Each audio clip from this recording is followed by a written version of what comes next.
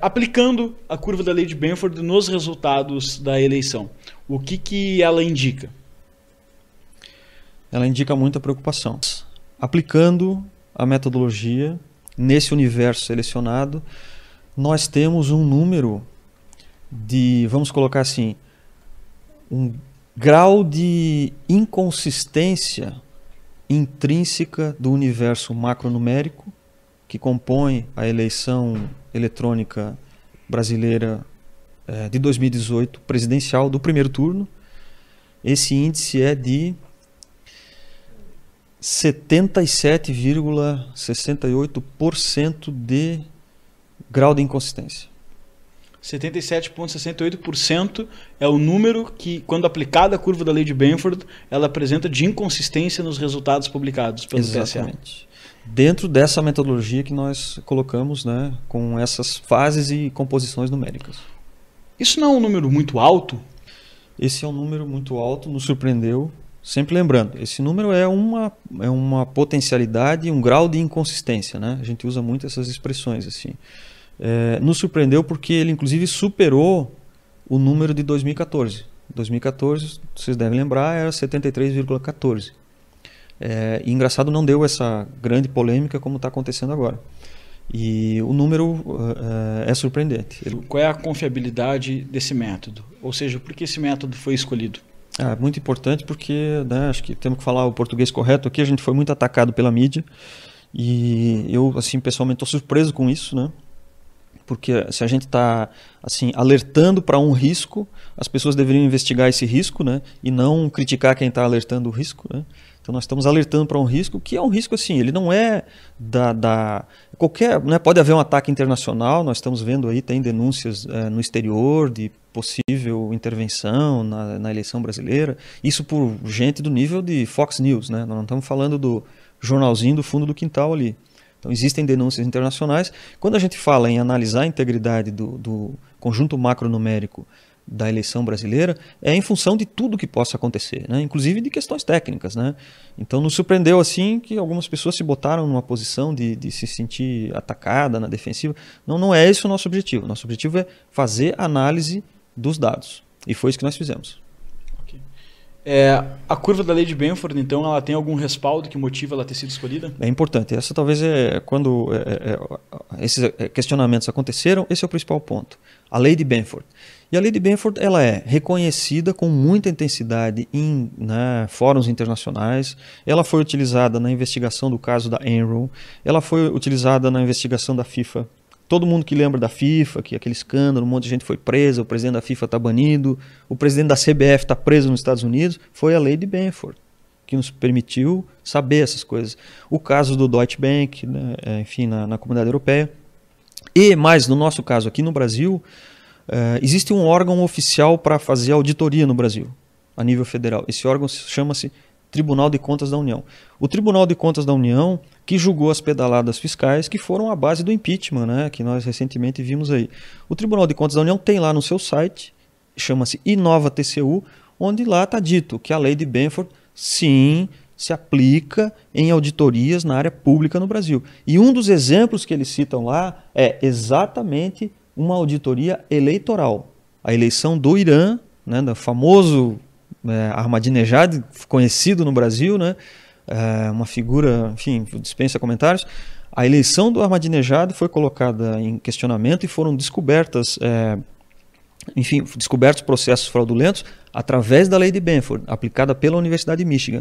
Então a gente não tem dúvida da aplicabilidade do método.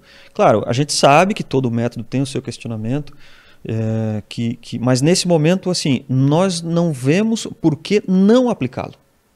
Então, uma vez aplicado, a gente tem os resultados.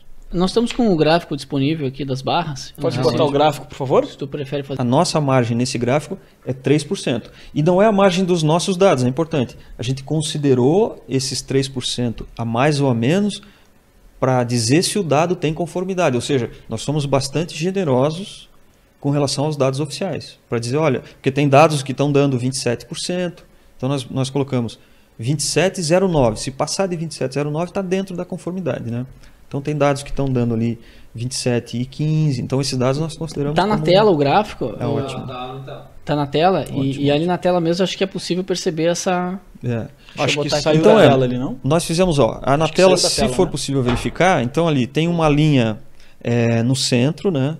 A linha aqui que é um pouco mais escura. Essa linha é os 30,01% da lei de A Benford. linha roxa. É a mais escura ali do meio, né? Tá roxa para você aí? Sim, tá É, roxa, tá cravada nos 30%. Ótimo. Aí acima tem uma linha laranja, um pouquinho mais fraca. Essa linha é 10% acima da lei de Benford, que é 3% no absoluto. E para baixo também, 3% a menos. Então, as barrinhas que o amigo, amiga olhar ali, que estão dentro desse intervalo, nós consideramos como positivo conformidade. Aquelas que estão fora, para cima ou para baixo, então nós consideramos como inconsistente.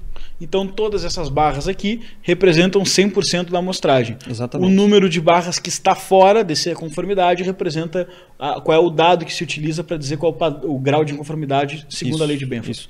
Então se nós Importante- temos 100 barrinhas, nós temos um pouco mais, mas para Isso. título didático, se nós temos 100 colunas e 30 delas estão fora de conformidade, é porque é 30% a inconformidade, correto? Exatamente. Perfeito. E importante a palavra, né, a amostra, na verdade, esses dados eles são o universo completo, né, são os quase 120 milhões de votos aí.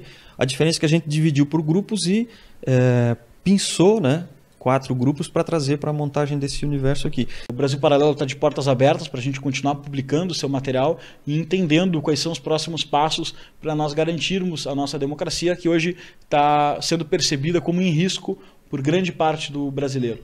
Queria passar a palavra para você se despedir momentaneamente do público aqui. Tá ótimo. Eu queria fazer 2 considerações aqui de encerramento, né? A primeira delas é a seguinte: quando alguém bota um crachá de checagem de fatos, né, e a gente descobre que tem gente lá, por exemplo, que foi fundador de diretório de partido político e agora está lá fazendo fact-check, acho que isso tem que ser discutido no meio do jornalismo, assim, com muita intensidade. Não pode passar batido uma coisa dessa. Principalmente quando a gente percebe isso, que nós estamos aqui colocando a público um alerta. Então, esse alerta, olha só, em vez das pessoas olharem para o alerta, elas, né, como o Henrique bem colocou, se voltaram a nos questionar.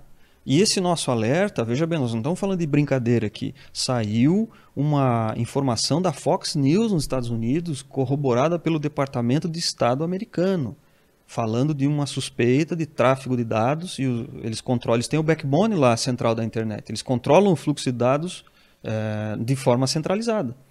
E tem uma suspeita de que houve fluxo de dados, né, vamos colocar assim, tentativa de interferência, vindo do Irã, da Venezuela e da Síria em relação à eleição brasileira. Em vez das pessoas irem investigar isso, que é um risco para a soberania, se voltaram a fazer, né, esse meio da mídia tradicional, se voltaram a nos fazer ataques. Então a gente pergunta, peraí, de que lado essas pessoas estão? Estão ao lado da soberania, da defesa do processo da eleição brasileira?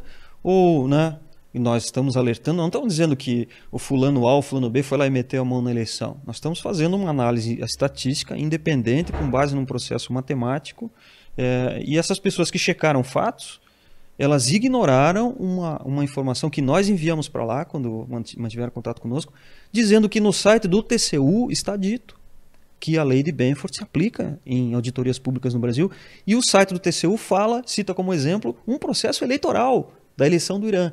Essa informação foi passada para essas pessoas. Então, quem omite um fato como esse num processo de checagem de fatos, olha, eu acho que as instâncias aí de controle do jornalismo têm que se reunir e avaliar isso aí. Então, assim, fake news é quem não checa a informação direito, né? Tudo isso a gente sentiu ali, com a intenção de fazer um ataque. Então, as pessoas têm que saber disso. As pessoas têm que saber desse fato. E aí a gente fica pensando aqui, puxa, deixou de ser só uma questão interna de discussão de segurança pública ou de investigação.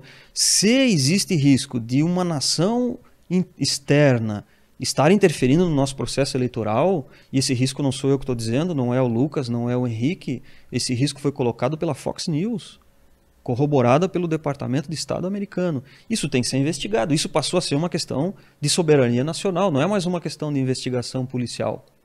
É soberania nacional, então nós temos que colocar isso dessa forma, né? E eu fico pensando assim, puxa, se nós temos aí uma eleição que está vindo, um segundo turno que vem, e nós temos 2 métodos para fazer a eleição. Um método eletrônico sem voto impresso e um outro método pegar a urna de lona e botar o votinho lá no papel, como fazem na Grécia. E um dos métodos nós temos risco de interferência internacional e o outro não tem. Eu não entendo por que correr o risco. Ah, porque é retrógrado. Não, não é retrógrado. Quem inventou a democracia usa voto no papel, a Grécia. Não é retrógrado. Não é retrógrado. Mesmo que fosse, nós queremos o quê? Agora vamos ficar bonito perante a opinião pública internacional, dizer que nós somos avançadinhos, fazemos uma apuração em 15 minutos, mas temos o risco de uma invasão. Então não faz o menor sentido correr esse risco. Isso é a minha opinião pessoal. Se tem 2 métodos, mesmo que a gente vá levar 4, 5 dias a mais, por que correr o risco de uma invasão que a partir de agora ela está denunciada, e não é por nós aqui, ela foi denunciada internacionalmente e ela está colocada. Então, quer dizer, prosseguir nessa metodologia, sabendo que existe o risco, olha, isso é gravíssimo. É gravíssimo, é gravíssimo.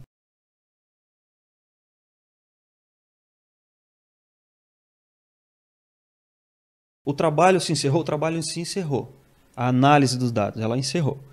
O que nós vamos fazer agora são complementações, nós vamos aprofundar estados, né? E vamos fazer esse ponto, consolidar... Construir a publicação. Exatamente, isso demora, quer dizer, a redação de um paper demora, né, 30 dias, 60 dias, e a gente não pode esperar isso porque nós temos uma eleição correndo. Então, nosso objetivo foi vir aqui, trazer o resultado da análise matemática e estatística, colocá-lo a público, para que ele seja discutido.